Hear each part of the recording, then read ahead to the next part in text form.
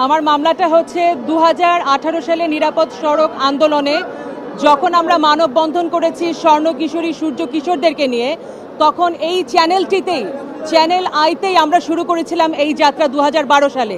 2018তে এসে এই অনুষ্ঠানটি হঠাৎ বন্ধ করে দেয়া হয়। পরবর্তীতে আমি জানতে পারি ফরিদুর রেজা সাগরের লেখা সমকালে তিনি লিখেছেন শাইখ সিরাজ ঘটনাটি ঘটিয়েছেন। আমার অভিযোগ, এই অনুষ্ঠানটি বাংলাদেশের যে 2 কোটি কিশোর কিশোরী আছে তাদের প্রাণের অনুষ্ঠান। তারা এখানে ইনভেস্ট করেছে তাদের স্বপ্ন, তাদের শ্রম, তাদের মেধা, তাদের টাকা। এই অনুষ্ঠানটি বিনা বাক্যে, এটা ফরিদুর রেজা সাগরও বলেছেন, বন্ধ করে দেবার অধিকার কোনো মিডিয়ার নেই। সুতরাং আমার দাবি অনুষ্ঠানটি আবারও শুরু হবে একই চ্যানেলে, এবং অন্যান্য চ্যানেলও যদি আমাদের সহযোগিতা করে। কিশোর কিশোরীদেরকে নিয়ে আমরা অনুষ্ঠান করতে চাই, আমরা তাদের পুষ্টি নিশ্চিত করতে চাই, বাল্যবিয়ে রোধ করতে চাই। দ্বিতীয়ত, সেই সঙ্গে সঙ্গে একজন মিডিয়া কর্মীকে যদি বিনা বাক্য ব্যয়ে, কথোপকথন ছাড়া হঠাৎ করে তার বেতন বন্ধ করে দেওয়া হয়, তাহলে তার রুচিতে আঘাত পড়ে। শাইখ সিরাজ করেছি কারণ ফরিদুর রেজা সাগর লিখেছেন এই ঘটনাটি ঘটিয়েছেন শাইখ সিরাজ। তবে শাইখ সিরাজকে প্রথম যখন আমরা একটি লিগ্যাল নোটিশ পাঠিয়েছি, তিনি জানিয়েছেন যে বোর্ড এটাতে জড়িত। যেহেতু ফরিদুর রেজা সাগর বিদেশে ছিলেন, অসুস্থ ছিলেন দীর্ঘ সময়, তিনি এই বিষয়ে কিছু জানেন না বিধায় পরবর্তীতে তাকে অনুরোধ করলে তিনি বলেন বোর্ডে তিনি এটা প্লেস করতে পারছেন না।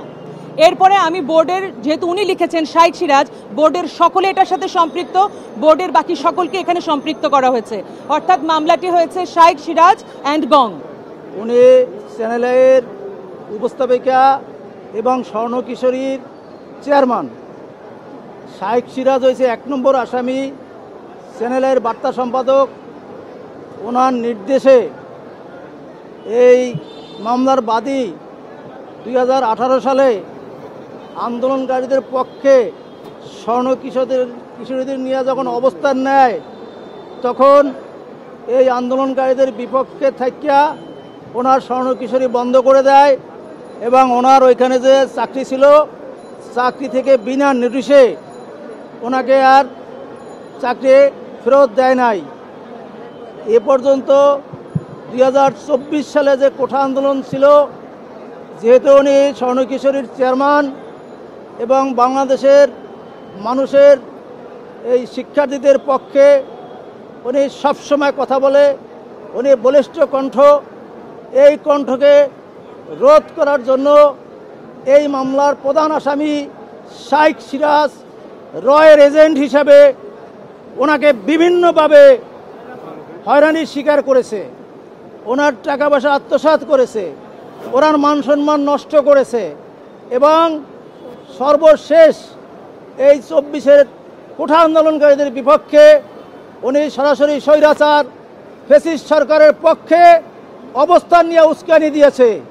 এবং সেই ভিডিও ফুটেজ আমরা আদালতে দাখিল করেছি।